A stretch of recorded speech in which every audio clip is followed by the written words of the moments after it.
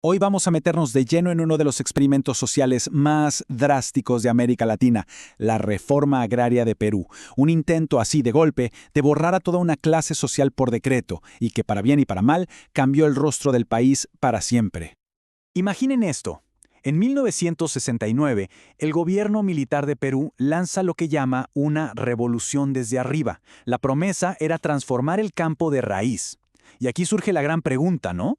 ¿Realmente se puede rediseñar una sociedad por ley de un día para otro? Y para que quede claro, no estamos hablando de un pequeño ajuste de políticas. No, no, no. Esto fue un verdadero terremoto social.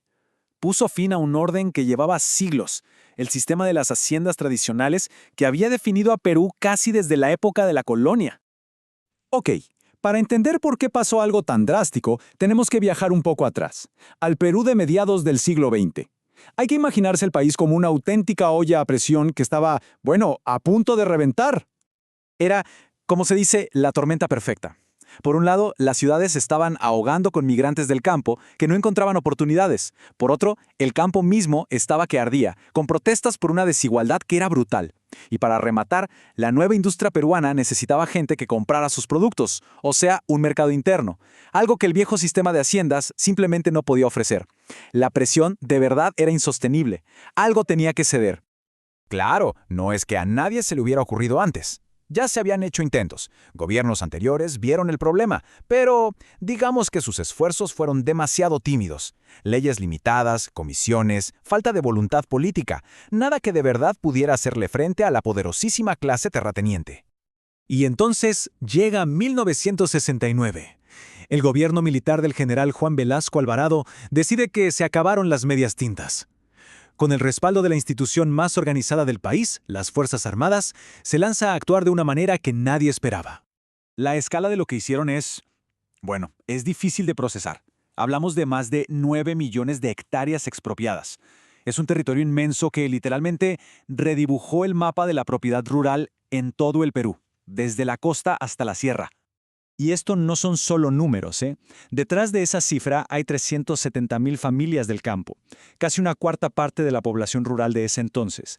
Para gente que había vivido por generaciones en condiciones de servidumbre, esto no fue solo un cambio económico, fue un cambio de vida total.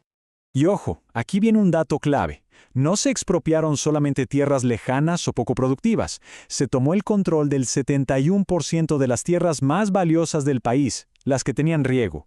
O sea, fue un golpe directo al corazón productivo y económico del antiguo sistema. Y el resultado fue este. De un plumazo, toda una jerarquía social que había dominado Perú durante siglos fue desmantelada. La figura del hacendado, ese eje del poder local, simplemente desapareció del mapa. Pero claro, una cosa es repartir la tierra y otra, muy distinta, es hacerla producir. La visión del gobierno sobre lo que venía después, la fase de organizar la producción, no salió para nada como estaba planeado. El modelo de cooperativas que impuso el Estado se enfrentó a muchísimos problemas. Primero, se perdió todo el conocimiento técnico de los antiguos administradores. Segundo, los nuevos dueños trabajadores tenían un conflicto de intereses. Querían mejores salarios, pero también querían que la cooperativa tuviera ganancias. Y, para colmo, justo estalla una crisis económica nacional que les corta todo el financiamiento. Estaban, la verdad, destinadas a fracasar. Al final, el gran experimento de la agricultura colectiva se vino abajo. Fueron los propios campesinos quienes, viendo que no funcionaba, decidieron repartirse las tierras en pequeñas parcelas individuales. Así nació lo que se conoce como el minifundio. Y aquí es donde la historia se pone realmente interesante y complicada, porque más de 50 años después, la reforma agraria sigue siendo uno de los temas más polémicos de la historia peruana. No hay ni de cerca un consenso.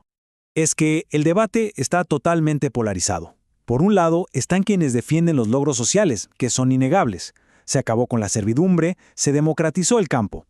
Pero por otro lado, están los críticos, que apuntan al desastre económico, la caída de la producción, la falta de capital y un modelo que, dicen, era incoherente. Y los críticos, para respaldar su argumento, suelen mostrar datos como estos. Miren, décadas después de la reforma, en 2004, la pobreza en el campo seguía siendo muchísimo más alta que el promedio nacional. Esto demuestra que repartir la tierra, por sí solo, no es una varita mágica contra la pobreza.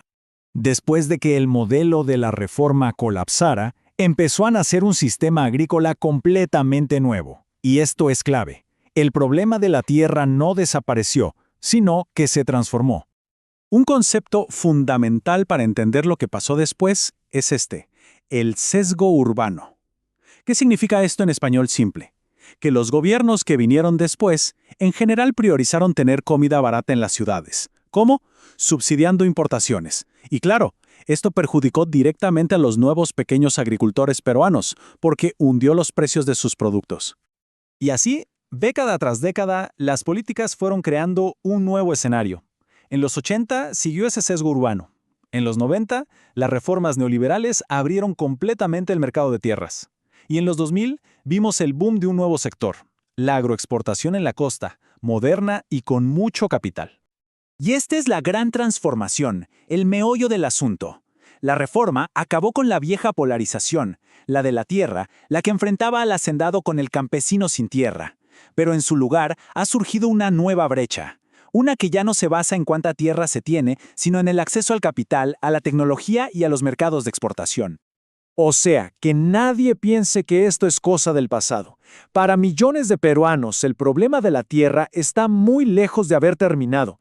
Simplemente ha mutado. Ahora vemos nuevas formas de concentración de la tierra. Ya no es que una familia se adueñe de todo. Es un proceso más sutil. Pequeños agricultores que no pueden competir venden o alquilan sus parcelas a empresas más grandes. Y el propio Estado, con nuevos proyectos de riego, subasta esas tierras en grandes bloques a corporaciones. Y aquí está la conclusión central. El problema ya no es cómo repartir la tierra, como en 1969. El desafío de hoy ha evolucionado. Ahora se trata de un problema de exclusión. La pregunta es, ¿cómo construir un modelo agrícola que incluya a la mayoría, y no solo a un pequeño sector moderno y exportador? Y al final, el legado de esta reforma tan radical nos deja con una pregunta gigante en realidad, y que sigue súper vigente. En un mundo globalizado, ¿cómo se ve un campo que sea justo y a la vez próspero? Esa sigue siendo la gran tarea pendiente, no solo para Perú, sino para muchísimas naciones en todo el mundo.